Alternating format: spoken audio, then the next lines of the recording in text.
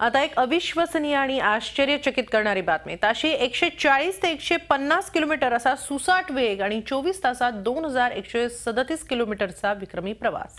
ही किमया केली आहे पिंपरी चिंचवडमधील बायकर विनील खारगे या 30 वर्षीय तरुणानं। पाहुयात या साहसी तरुणाच्या विक्रमी प्रवासाचा हा एक रिपोर्ट। पिंपरी चिंचवडमध्ये एका कम्प्युटर कंपनीत काम करणारा हा विनील खारगे। विनीलनं अवघ्या 24 तासात पुणे ते चेन्नईतील वेल्लोरे आणि पुन्हा पुणे असा 2137 किलोमीटरचा विक्रमी प्रवास पूर्ण केलाय। या प्रवासादरम्यान केवळ पेट्रोल भरण्यासाठी तो थांबला। 2 ठिकाणी टोल नाक्यावर त्याची गाडी रोखली होती। त्याचं बिल आणि पंपाचं काढलेलं छायाचित्र त्यानं पुरावा म्हणून बाळगलेत। दुचाकीवरून कमी कालावधीत सर्वाधिक अंतर कापण्याचा हा नवा राष्ट्रीय विक्रम आहे। शुक्रवारी 30 जानेवारीला दुपारी 3 वाजता त्यानं ताथवडे चिंचवडमधून बाईक सुरू केली। कर्नाटक, हुबळी, बंगळुरू या मार्गे चेन्नईतील वेल्लोरे इथे तो पोहोचला। हे 1068 किलोमीटरचं अर्ध अंतर त्यानं पार केलं।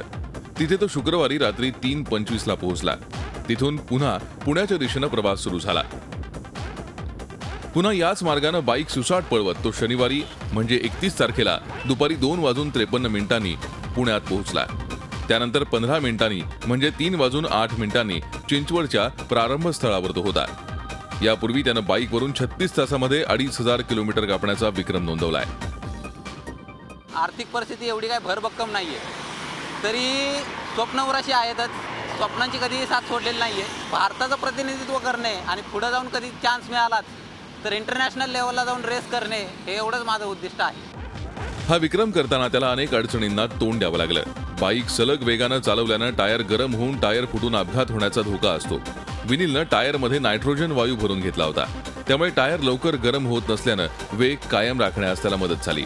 कमी कालावधीत सर्वाधिक अंतर कापण्याच्या विनीलच्या या विक्रमाची नोंद लिम्का बुक ऑफ रेकॉर्डमध्ये तसंच आशिया रेकॉर्ड आणि रेकॉर्ड होल्डर रिपब्लिकन या संस्थेकडे केली जाणार आहे। या संस्थांच्या पूर्व परवानगीनं त्यानं या विक्रमाचा ध्यास घेतला आणि तो पूर्ण करून दाखवला।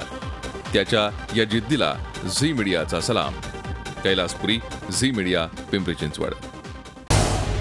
झी 24 तास रहा एक पाऊल पुढे।